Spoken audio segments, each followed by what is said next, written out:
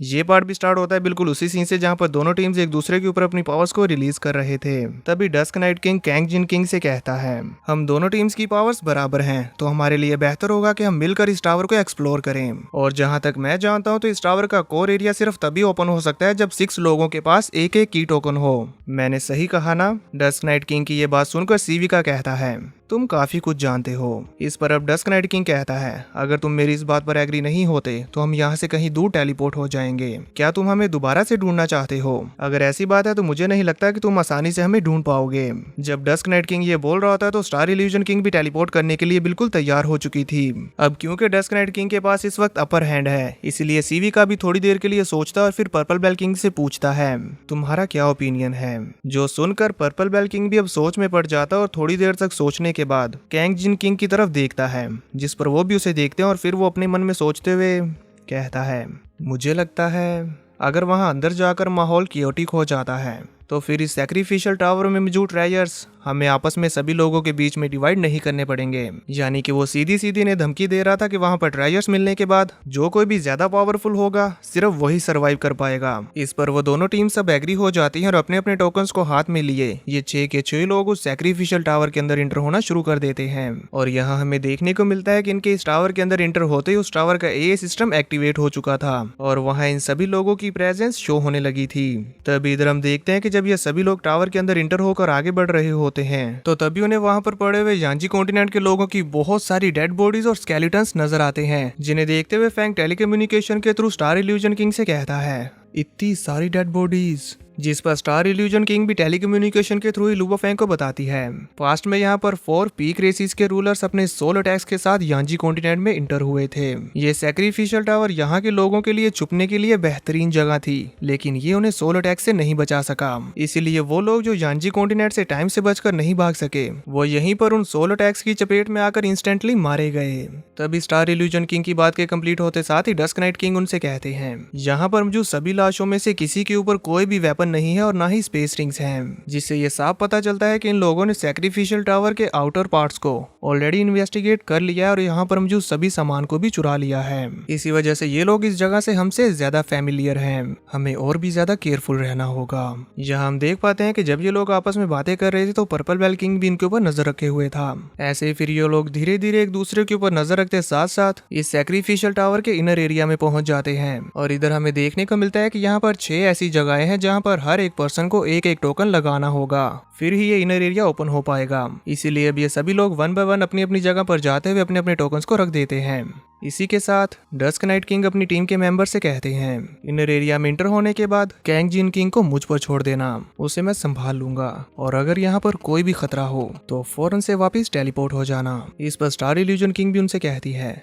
ठीक है। वहीं इधर दूसरी तरफ सीवी का भी टेलीकम्युनिकेशन के थ्रू अपने टीम मेंबर से बोल रहा था, जैसे ही हम लोग कोर एरिया में इंटर हो जाएंगे तो ये डेफिनेटली हमारे सामने कुछ भी नहीं है, वहां हम इन्हें ठिकाने लगा देंगे। और मुझे अपनी मशीन रेस की डेटाबेस से पता चला है कि सैक्रिफिशियल टावर के कोर एरिया का एक सीक्रेट है, जिसके अकॉर्डिंग वहां पर लो रिस्ट्रिक्शंस है, यानी कि ये लोग टेलीपोर्ट नहीं कर पाएंगे। ये सुनकर कैंग जिन किंग अपने चेहरे से आर्मर को हटाता है और यहाँ हमें उसकी एक डेडली लुक देखने को मिलती है। साथ ही वो ये भी सोच रहा था कि इन सब में से वो पहले किसे ठिकाने लगाएगा। इसी के साथ हम देख पाते हैं कि यहाँ पर मौजूद ये 6 टोकन्स एक दूसरे के साथ कंबाइन होते हुए सैक्रिफिशियल टावर में मौजूद एक एंशिएंट फॉर्मेशन को एक्टिवेट करते हुए इसके कोर एरिया के गेट को ओपन करना शुरू कर देते हैं। जैसे जैसे ये गेट ओपन होता जा रहा होता है ये सभी लोग अपनी नजरें उसके अंदर गड़ाए होते हैं और उसके अंदर से बहुत ही तेज रोशनी निकल रही थी, जिसकी वजह से पूरी स्क्रीन ब्लैकआउट हो जाती है। इसी के साथ सीन कट होता और हमें सैक्रिफिशियल टावर के दूसरे एरिया का सीन दिखाया जाता है जहाँ पर कि वो एआई सिस्टम लगा हुआ था। साथ ही हम देख पाते हैं कि यहाँ पर एक यांजी कॉन्टिनेंट का पर्सन थ्रोन के ऊपर बैठा हुआ है और देखने में ऐसा लग रहा होता है जैसे कि ये डीप स्लीप में है। तभी वहाँ का एआई सिस्टम एक्टिवेट होते हुए कहता है, फॉरेन इन्वेडर्स डिटेक्ट हुए हैं। इसी के साथ उस पर्सन की आंखें भी खुल जाती हैं और वो अपने सामने देखता है, जहां फिर उसका वो एआई सिस्टम उन्हें लुबो फैंग और बाकी सभी की डिटेल्स शो करना शुरू कर देता है। इसी के साथ वो पर्सन अपने थ्रोन से हिलना शुरू करता है और हमें देखने को मिलता है कि इसकी तो बॉडी यहाँ पर बैठे बैठे ही पूरी तरह से जम चुकी है और ऊपर काफी डस्ट भी लगी हुई थी, जो धीरे धीरे से उसके ऊपर से उतरती है और हमें पता चलता है कि यह बंदा यहाँ पर कई 100 सालों या हजारों सालों से बैठा हुआ था। और फिर हमें इसके साथ इंट्रोड्यूस करते हुए बताया जाता है कि ये डार्क ब्लैक लैंड से मैनबू है। मैनबू जो कि अब अपने थ्रोन से उठ चुका है, वो अपने सामने मौजूद इन लोगों को सैक्रिफिशियल टावर के कोर एरिया में हुए देखकर काफी ज्यादा हैरान और साथ ही साथ मानो जैसे खुश हो रहा होता है। फिर वो गहरी गहरी सांसें लेते हुए वहां से टेलीपोर्ट होकर कहीं चला गया था। इसी के साथ सीन कट होता हमें दिखाया जाता है डार्क ब्लैक लैंड के गॉड किंगडम को, जहां मैनबू टेलीपोर्ट होते हुए यहाँ के हॉल में आ जाता है और ग्रीट करते हुए अपने क्लैन एल्डर लॉर्ड गॉड से कहता है सैक्रिफिशियल टावर के अंदर कुछ घुसपैठिए आए हैं। ये सुनते साथ ही वहां पर जो सभी लोग जो कि मेडिटेट कर रहे होते हैं वो एकदम से शॉक हो गए थे और एल्डर्स भी हैरानी के साथ उसकी तरफ देखते हैं। उनके लीडर तो ये बात सुनकर शौक में चले गए थे, इसीलिए उनके हाथ में जो स्टोरेज रिंग थी वो भी गिर जाती है और वो अचानक से पलटते हुए मैनबू से कहते हैं क्या, और फिर उनकी आंखें चमक उठती हैं और वो तेजी के साथ मैनबू के पास टेलीपोर्ट होते हुए कहते हैं क्या तुम सच बोल रहे हो। तो इस पर मैनबू अपना सर उठाते हुए एक स्माइल के साथ हाँ में सर हिलाता है, जो सुनकर वो एल्डर जिनका के नेम काईसाका है वो बहुत ही ज्यादा खुश होते हुए अपनी आंखों में उम्मीद लिए कहते हैं कितने हजार सालों से हमारी ब्लड लाइन सर्वाइवल के लिए छुपी हुई है और अब आखिरकार हमें एक अपॉर्चुनिटी मिल चुकी है। एल्डर ये बात बहुत ही पुरजोश होते हुए और चिल्लाकर कहते हैं, जो सुनते साथ ही वहां पर मौजूद उनके सभी लोग खुशी के मारे झूम उठे थे। सभी लोग खुशियां मना ही रहे होते हैं कि तभी गॉड एल्डर आगे बढ़ते हुए कहते हैं हमारा ग्रुप क्लैन की ब्लड लाइन जो कि अभी तक सरवाइव कर पाई है, हम कितने सालों से रिप्रोड्यूस करते आ रहे हैं लेकिन फिर भी एक भी पीक किंग लेवल का बच्चा पैदा नहीं हुआ और ना ही कोई बाद में भी उस लेवल पर पहुंच पाया है। ऐसा इसलिए क्योंकि हमारे की टोकन्स खो गए थे। इसी की वजह से हम सैक्रिफिशियल टावर की हेरिटेज स्पेस से अपने क्लैन की सीक्रेट टेक्निक्स को हासिल नहीं कर सके। तो इस पर एल्डर काईसाका कहते हैं वो लोग सैक्रिफिशियल टावर के अंदर एंटर हुए हैं, इसका मतलब उनके पास की टोकन जरूर होंगे। अगर हम उनसे उन की टोकन्स को हासिल कर लेते हैं तो हम अपनी हेरिटेज स्पेस को ओपन कर पाएंगे और फिर हमारा क्लैन द यांजी रेस एक बार फिर से राइज करने के काबिल हो पाएगी। अब इसके फौरन बाद सीन कट होता हमें देखने को मिलता है कि दोनों एल्डर्स और मैनबू एक रूम में आ चुके हैं, जहां पर दोनों एल्डर्स अपने थ्रोन पर बैठे हुए एआई सिस्टम में देख रहे हैं और इन्हें देखते हुए गॉड एल्डर कहते हैं ये तो ह्यूमंस और साथ में मशीन रेस है, ये लोग तो अलग अलग फैक्शन से हैं, यानी कि हमारे पास अभी भी एक चांस है। गॉड एल्डर को इतने जोश में आया हुआ देखकर एल्डर काईसाका खड़े होते हुए कहते हैं ये फॉरेन फोर्सेस बहुत ज्यादा स्ट्रॉन्ग है, इस बैटल में जिन लोगों की स्ट्रेंथ कम है वो तो टोटली यूजलेस हैं, इसलिए गॉड एल्डर और मैं आगे बढ़ेंगे। मैनबू तुम जाओ और बाकी सभी किंग्स को इन्फॉर्म करो कि वो गॉड किंगडम में ही रहें, अगर कुछ अनएक्सपेक्टेड हो गया तो हमारा ये ग्रुप तुम्हारी लीड पर ही रिलाय करेगा।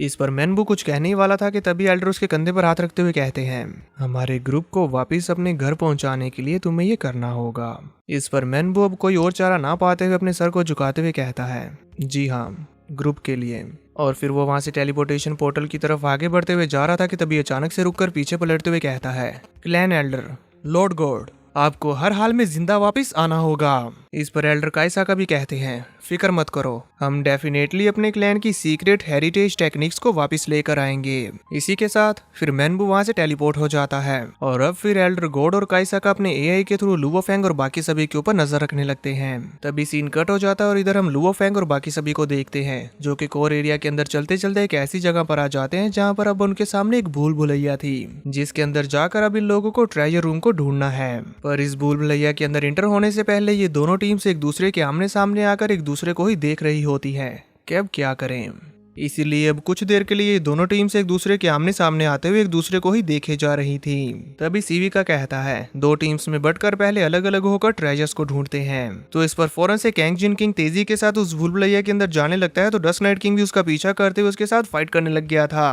और ये दोनों एक दूसरे को धकेलते हुए आगे बढ़ने की कोशिश कर रहे थे। साथ ही साथ अपनी टीम से भी कहते हैं जल्दी करो, इन्हें आगे जाने मत देना। ये सुनते साथ ही सीवी का और पर्पल बेल किंग भी जल्दी से दूसरे रास्ते से जाने लगते हैं। तभी स्टार इल्यूजन किंग भी टेलीपोर्ट होते हुए उनसे आगे निकलने की कोशिश करती है, पर वो टेलीपोर्ट नहीं हो पाती। इसीलिए वो कहती है डैम इट, यहाँ पर लगी हुई लो रिस्ट्रिक्शंस बहुत ही ज्यादा स्ट्रॉन्ग है, जिसकी वजह से स्पेस लॉक्ड हो चुकी है और मैं टेलीपोर्ट नहीं कर सकती। उसकी ये बातें सुनते साथ ही फैंग बड़ी तेजी के साथ अपने क्योटिक विंग्स का इस्तेमाल करते हुए सीविका और पर्पल बेल किंग के पीछे जाते हुए कहता है इन्हें मुझ पर छोड़ दो। वहीं इधर कैंग जिन किंग डस्ट नाइट किंग को अपना पीछा करने से रोकने के लिए अपनी थंडर पावर्स का इस्तेमाल करते हुए एक ट्रैप बना देता है, लेकिन डस्ट नाइट किंग अपनी फायर पावर्स का इस्तेमाल करते हुए इजीली उसके इस ट्रैप से बचकर निकल जाता है। इधर सीवी का लुओ फैंग को अपने पीछे आता हुआ देखकर कहता है वो हमारा पीछा कर रहा है। तो इस पर purple bell king Luo Fang की तरफ अपना रुख करते हुए कहता है मेरी एक सिंगल स्ट्राइक इसे हमारे पीछे आने से कहीं ज्यादा दूर ले जाएगी। ये कहते साथ उसने फैंग के ऊपर अपना एक अटैक चल दिया था जो कि काफी ज्यादा पावरफुल होता है और ये भी एक फायर टाइप अटैक था।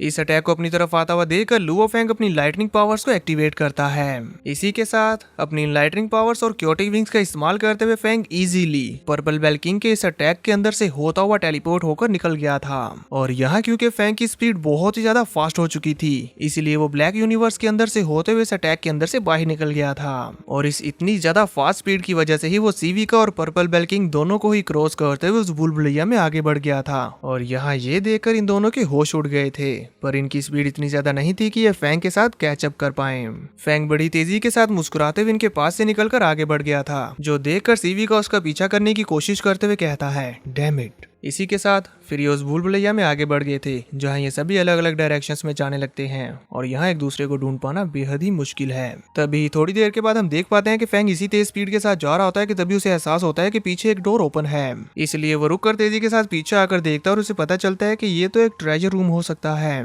क्योंकि इसके सामने कुछ स्केलेटन्स पड़े हुए थे। इसलिए फैंग आराम आराम से उस रूम के अंदर इंटर होता है और उसे पता चलता है कि ये तो वाकई एक ट्रेजर रूम ही है क्योंकि यहाँ पर 3 बॉक्सेस मौजूद थे। फैंग उन 3 बॉक्सेस के करीब जाता है तो वहां पर लगी हुई एक फॉर्मेशन एक्टिवेट हो जाती है जिसके अंदर से आवाज आती है जो कि यांजी कॉन्टिनेंट के लोगों की लैंग्वेज में बोल रही थी। इन ट्रेजर बॉक्सेस के ऊपर एक सेंसिंग सिस्टम लगा हुआ है और इन्हें सिर्फ क्लैन मेंबर्स ही ओपन कर सकते हैं। हमारे क्लैन को एक बहुत बड़ी आफत का सामना करना पड़ा। उम्मीद है कि ये ट्रेजर्स हमें दोबारा से राइज करने में हेल्प करेंगे। वो बात फैंग को इस लैंग्वेज को ट्रांसलेट करते हुए उसके रिस्ट डिवाइस पर दिखा देती है कि ये क्या बोल रहा है। उसे देखते साथ ही फैंग कहता है हमने इसे ढूंढ लिया, अब हमें जल्दी से यहाँ से निकलना चाहिए इससे पहले कि बाकी लोग आ जाएं। ये कहते हुए वो बाता को इशारा करता है तो वो बाता उसे सैल्यूट करते हुए तेजी से क्लाउड रबिंग वाइन का इस्तेमाल करते हुए इन तीनों ट्रेजर बॉक्सेस को अपनी स्टोरेज रिंग में रख लेती है। अभी उन्होंने ऐसा किया ही था कि तभी वहां पर पर्पल बेल किंग और सीवी का दोनों ही आ चुके थे, जो वहां पर आते साथ ही फैंग के ऊपर अटैक करना शुरू कर देते हैं और इन तीनों के बीच फाइट स्टार्ट हो जाती है। तभी सीन कट होता है, हमें यांजी रेस के उन एल्डर्स को दिखाया जाता है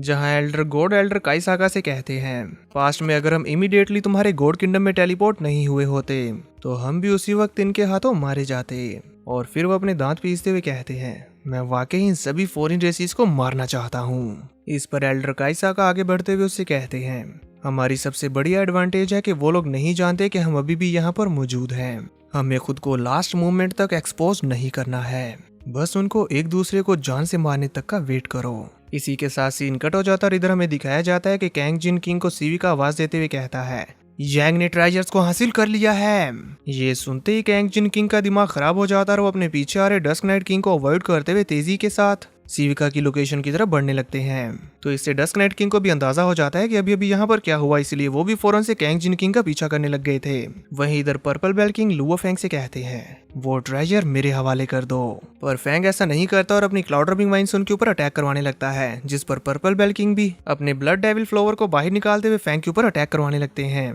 तो क्लाउड रबिंग वाइन ने तो तेजी से अपनी वाइन्स का इस्तेमाल करते हुए इस फ्लावर के मुंह को ही बंद कर दिया था, जबकि वो बात उसके इस डेविल फ्लावर को देखते हुए कहती है ये तो पीक मार्क्यूस लेवल का ब्लड डेविल फ्लावर है। यहाँ क्लाउड रबिंग वाइन्स ने अपनी समझदारी का इस्तेमाल करते हुए डेविल फ्लावर को इजीली संभाल लिया था, तो इसलिए फैंग तेजी के साथ उस जगह से बाहर निकलने की कोशिश करता है कि तभी अचानक से सीवी का उसके सामने आ जाता है और तेजी के साथ अपने कई सारे रोबोट पपिट्स को बाहर निकालते हुए फैंग के ऊपर लेजर बीम से अटैक करवाना शुरू कर देता है, जिनसे बचने की फैंग काफी कोशिश करता है, पर उसके ऊपर हमला चारों तरफ से हो रहा था, इसलिए वो चाहे जितना मर्जी इनके अटैक से बच जाता, पर ये अटैक्स थे कि रुकते ही नहीं, लगातार उसके ऊपर होते ही जाते। फैंग को इन अटैक्स को अवॉइड करता हुआ देखकर सीवी का अपनी पावर्स को और भी ज्यादा बढ़ा देता है और अपने और भी ज्यादा पपिट्स को बाहर निकालते हुए फैंग के ऊपर और ज्यादा अटैक्स करवाने लगता है, जिसके चलते हम देख पाते हैं कि फैंग के फेस पर एक कट भी लग गया था और उसका आर्मर भी डैमेज हो रहा होता है। फैंग यहाँ पर बुरी तरह से फंस चुका होता है और वो उलझ गया था, उसे समझ नहीं आ रहा था कि वो क्या करे और कैसे इन सब से निकले कि तभी वो ब्लड डेविल फ्लावर भी क्लाउड रबिंग वाइन्स की चपेट से आजाद हो जाता है। पर इससे पहले कि वो फैंग के ऊपर अटैक कर पाता या उसके लिए और परेशानी बनता,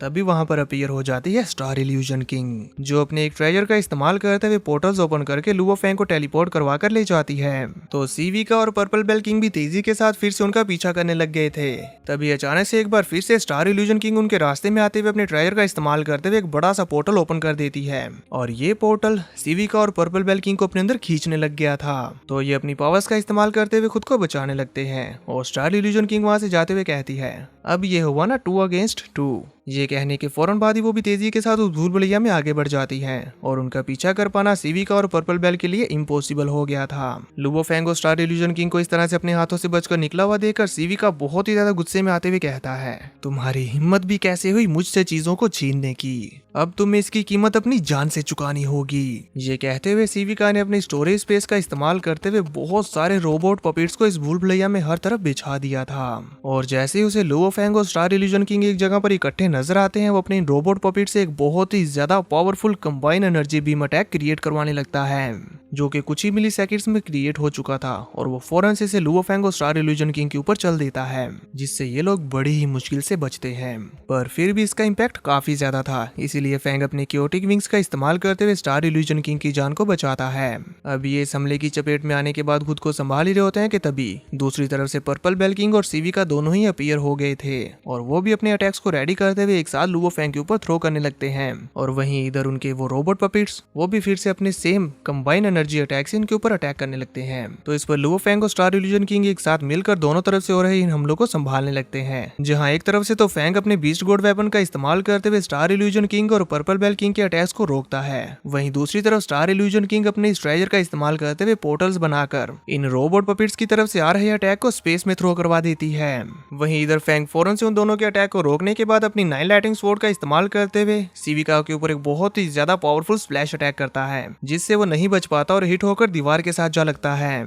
और फिर इसके फौरन ही बाद फेंग अपने बीस्ट गॉड वेपन के साथ तेजी के साथ स्टार इल्यूजन किंग के सामने आते हुए एक जबरदस्त अटैक करता है, जिसकी चपेट में आकर ये सारे रोबोट पपेट्स डिस्ट्रॉय हो गए थे और इस मौके का फायदा उठाते हुए फेंग स्टार इल्यूजन किंग को अपने साथ लेकर वहां से फरार होने लग गया था। ये दूसरी तरफ आते ही हैं कि तभी सामने से कैंग जिन किंग अपने लाइटनिंग त्रिशूल को इनके ऊपर थ्रो कर देता है, जिसका कि लुबो फेंग और स्टार इल्यूजन किंग को एहसास भी नहीं था। और जैसे इन्हें एहसास होता है कि एक लाइटनिंग अटैक इनकी तरफ आ रहा है, तब तक काफी देर हो चुकी थी, क्योंकि वो त्रिशूल तेजी के साथ आकर स्टार इल्यूजन किंग की बॉडी के साथ टकराते हुए उनके आर पार निकल जाता है और हमें एक जोरदार चीख सुनाई पड़ती है और फिर स्टार इल्यूजन किंग का गोल्डन ब्लड वहां चारों तरफ फैल जाता है। पर यह अटैक अभी तक भी नहीं रुका था। स्टार इल्यूजन किंग इसे रोकने की अपनी पूरी कोशिश करती है, पर ये उसकी बॉडी के आर पार निकल जाता है और फिर हमें एक बार दोबारा से एक जोरदार चीख सुनाई पड़ती है। इसी के साथ उनकी बॉडी डिस्ट्रॉय हो जाती है और वहां हर तरफ थंडर ही थंडर की पावर फैल चुकी थी, जिसका इम्पैक्ट इतना ज्यादा होता है कि फैंग को अपने क्योटिक विंग्स का इस्तेमाल करते हुए खुद को प्रोटेक्ट करना पड़ता है और इसके चलते स्टार इल्यूजन किंग की बॉडी वहां पूरी तरह से स्टार डस्ट बनकर गायब हो गई थी। ये देखकर लुबो फेंग भी चिल्लाते हुए उन्हें कहता है, स्टार इल्यूजन किंग के इतने में ही कैंग जिन किंग फैंग के पीछे अपीयर हो चुका था और वो अपने पंच को रेडी करते साथ फैंग से कहता है, अब तुम्हारी बारी। जैसे ही फैंग उसकी तरफ पलट कर देखता है, कैंग जिन किंग ने अपना एक जोरदार लाइटनिंग पंच उसके ऊपर दे के मारा था, जिससे फैंग अपनी रिस्ट को सामने करते हुए उससे बचने की पूरी कोशिश करता है। पर फिर भी इस पंच से हिट होने की वजह से फैंग उड़ता हुआ दूर जाकर दीवार के साथ पटक दिया गया था। इससे पहले कि वो खुद को संभाल पाता, कैंग जिन किंग जल्दी से अपने वेपन को वापस बुलाकर फिर से घूमते हुए बहुत ही ज्यादा जोर के साथ फैंग के ऊपर थ्रो कर देता है, जिससे बचने के लिए फैंग ने दीवार में ही गड़े हुए जल्दी से अपने क्योटिक विंग्स को सामने कर लिया था और कैंग जिन किंग का ये वेपन आकर उसके क्योटिक विंग्स के साथ टकराता है और वहां पर एक जोरदार ब्लास्ट होता है। इसके फौरन बाद जैसे ही कैंग जिन किंग देखता है कि फैंग अभी भी सही सलामत है, तो ये देखकर वो शॉक होते हुए कहता है, क्या इसने मेरे फुल पावर अटैक को सरवाइव कर लिया? पर यह कैसे हो सकता है? मेरे इस अटैक से अगर एक पीक किंग लेवल भी हिट हो जाता है तो भले ही वो मारा नहीं जा सकता, पर उसकी बॉडी पूरी तरह से शैटर्ड हो जाती है। जब वो ये बोल रहा था तो हम देखते हैं कि अभी भी उसने अपने इस अटैक को फैंग के ऊपर कंटिन्यू किए होता है और फैंग अपने क्योटिक विंग्स के साथ इसको रोके हुए था। तभी इधर हम स्टार इल्यूजन किंग को देखते हैं, जो कि दोबारा से अपनी बॉडी को रीजनरेट कर लेती है और रीजनरेट होते साथ ही अभी वो खुद को संभाल ही रही होती है कि तभी उनके ऊपर चारों तरफ से पर्पल बेल किंग, सिविका और उसके रोबोट पपेट्स ने अटैक करना शुरू कर दिया था। इससे पहले कि उन सभी के ये अटैक्स स्टार इल्यूजन किंग के साथ हिट हो पाते, तभी वहां पर डस्क नाइट किंग पहुंच आते हैं और वो अपनी पावर्स के साथ सिविका और पर्पल बेल किंग को एक साथ चपेटे में लेते हुए दूर पटक देते हैं। इसके बाद फिर वो सीधे कैंग जिन किंग के साथ फाइट करने लगे थे। कैंग जिन किंग डस्क नाइट किंग के साथ फाइट करते हुए कहते हैं, तुम मुझे बहुत परेशान कर रहे हो, मुझे तुम बिल्कुल भी बर्दाश्त नहीं। ये कहते हुए इन दोनों के बीच बड़ी फियर्स फाइट हो रही होती है, जिसमें ये दोनों एक दूसरे के ऊपर अपने अलग अलग और बहुत ही ज्यादा पावरफुल अटैक्स को थ्रो किए जा रहे थे, पर कोई भी एक दूसरे को इंजर्ड नहीं कर पा रहा था।